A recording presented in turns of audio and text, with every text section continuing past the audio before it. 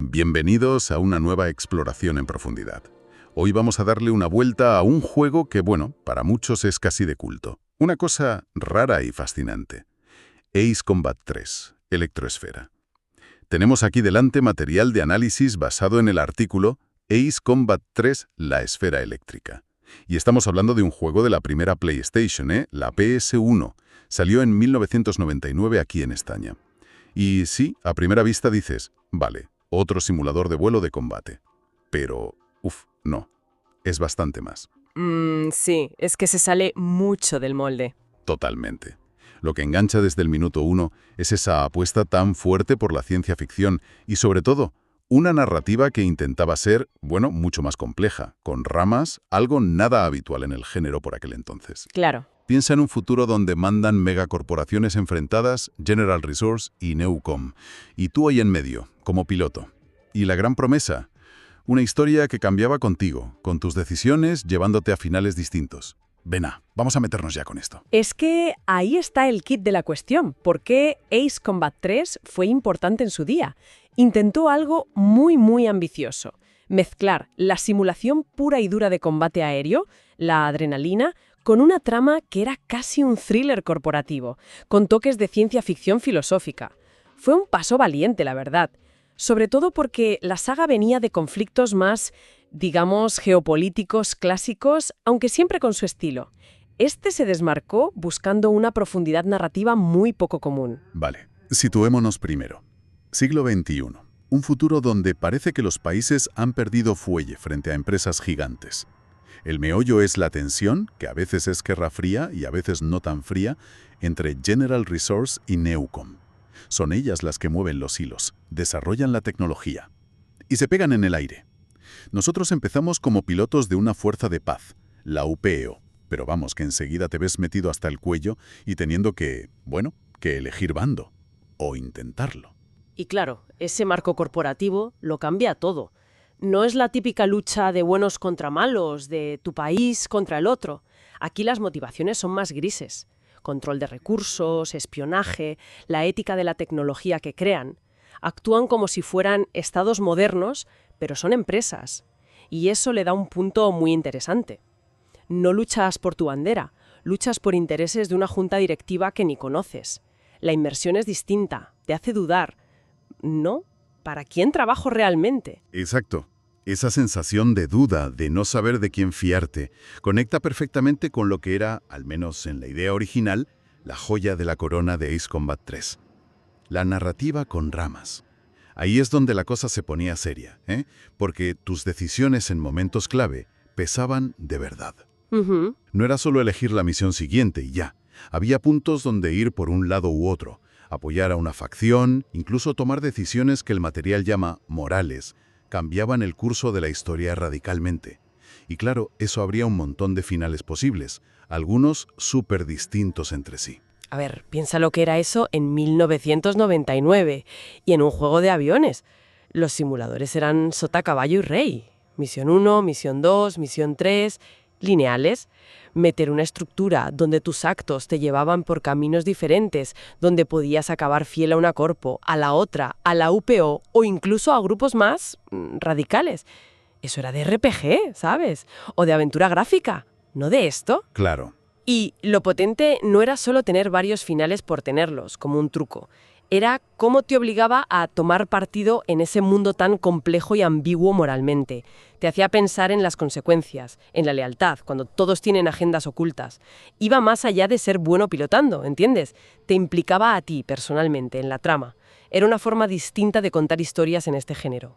Y para sostener esa historia, claro, necesitabas una jugabilidad que estuviera a la altura, que reflejara ese futuro complejo. El juego te ponía los mandos de cazas, con unos diseños espectaculares, súper avanzados, pero no era solo fachada, había mecánicas nuevas. Aparte de misiles y cañones, lo típico, tenías cosas como tecnología de sigilo, que era clave en algunas misiones. Y lo más curioso, yo creo, lo de los ataques electrónicos. Eso. Poder freír los sistemas de un enemigo un rato, dejarlo KO sin tener que hacerlo explotar, eso habría un montón de tácticas nuevas. Es que Esa mecánica de desactivar es un ejemplo buenísimo de cómo la jugabilidad apoyaba la ambientación y la historia. No todo era destruir por destruir. Podías cumplir objetivos sin aniquilar al rival. Y eso podía tener consecuencias estratégicas. Igual no querías liarla más. O incluso morales, según la misión. Mejor inutilizar o arriesgarte a destruir. Sí, sí. Añadía una capa táctica extra muy guay. Ya no era solo esquivar y disparar, también tenías que pensar en la guerra electrónica, cuando era más listo apagar a un enemigo que enfrentarte a él. Hacía el combate más cerebral, más de ese futuro tecnológico y corporativo. No solo fuerza, también ingenio electrónico. Y todo esto envuelto en una presentación audiovisual que, por lo que cuentan, exprimía a la PlayStation original, pero bien. Se habla de un salto gráfico importante respecto a los Ace Combat anteriores de la misma consola. Los aviones tenían diseños muy detallados, muy originales, pero los escenarios también. Ciudades futuristas enormes, ¿sabes? Rascacielos, autopistas por el aire, pero también paisajes naturales más raros, cañones, islas. Y destacaban mucho los efectos del clima, lluvia, nubes y los ciclos de día y noche, que no era solo para que quedara bonito, influía en cómo veías y en la atmósfera de las misiones. ¿Y la música? La música en Ace Combat siempre es clave. Sí. Mencionan a Tetsukazu Nakanishi como uno de los compositores principales, y la describen como una mezcla muy potente de electrónica, a veces atmosférica, a veces casi industrial, con partes orquestales épicas. Pero lo más interesante era que era dinámica. La música cambiaba según lo que pasaba, ¿sabes? Subía la tensión en combate, se calmaba si volabas tranquilo, acompañaba el drama. Lograr ese nivel visual en la PS1, tela. Era un logro técnico importante.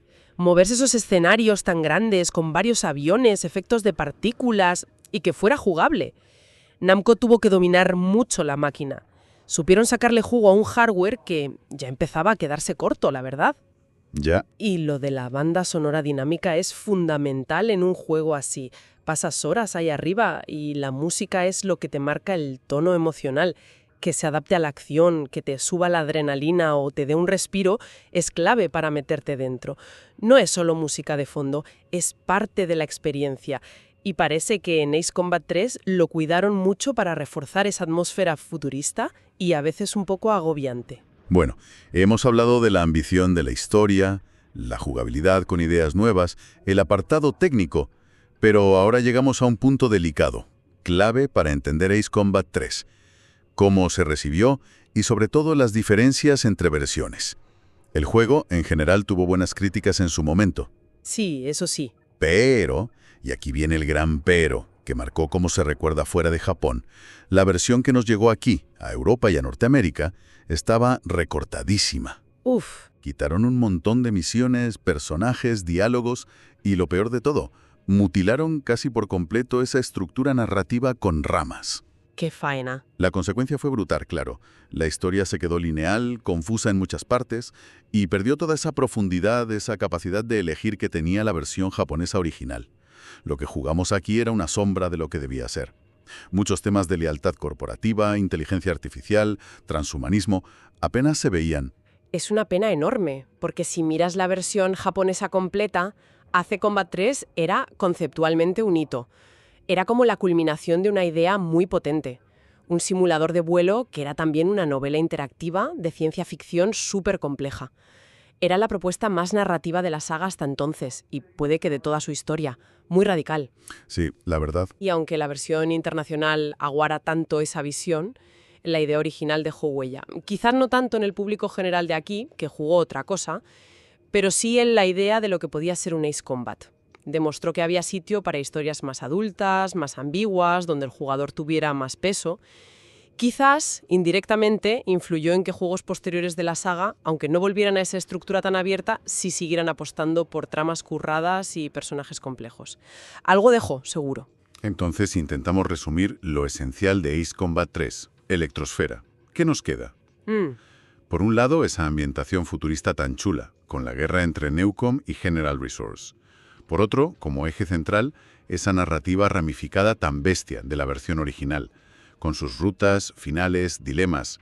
No podemos olvidar las novedades jugables, los cazas futuristas, los ataques electrónicos como opción táctica. Claro, Todo presentado con unos gráficos y sonido muy cuidados para ser PS1 y esa banda sonora dinámica que era una pasada. Y claro, marcándolo todo, esa diferencia enorme entre la versión japonesa y la internacional recortada, que cambió totalmente como lo vivimos muchos.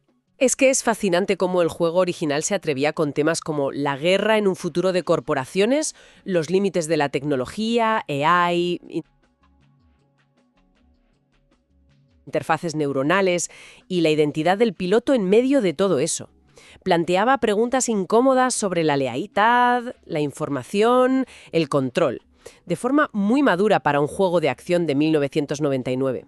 Un juego que te hacía pensar mientras esquivabas misiles, ¿eh? Y esto nos lleva a una reflexión final, que sale directa de esa diferencia entre versiones. Sabiendo lo rica y compleja que era la historia original japonesa, ¿cómo habría cambiado nuestra idea de Ace Combat 3, de sus temas, de su legado, si nos hubiera llegado esa versión completa aquí desde el principio? ¿Cuánto de esa reflexión sobre la guerra corporativa, la moralidad chunga y la tecnología se perdía por esa decisión editorial? Buena pregunta. Es una pregunta que se queda ahí, ¿verdad? ¿Qué impacto real tuvo ese Electrosphere que nunca llegamos a jugar del todo fuera de Japón? Ahí lo dejamos, flotando en el aire. Ha sido un viaje interesante por los secretos de Ace Combat 3, Electrosphere. Gracias por acompañarnos en esta exploración.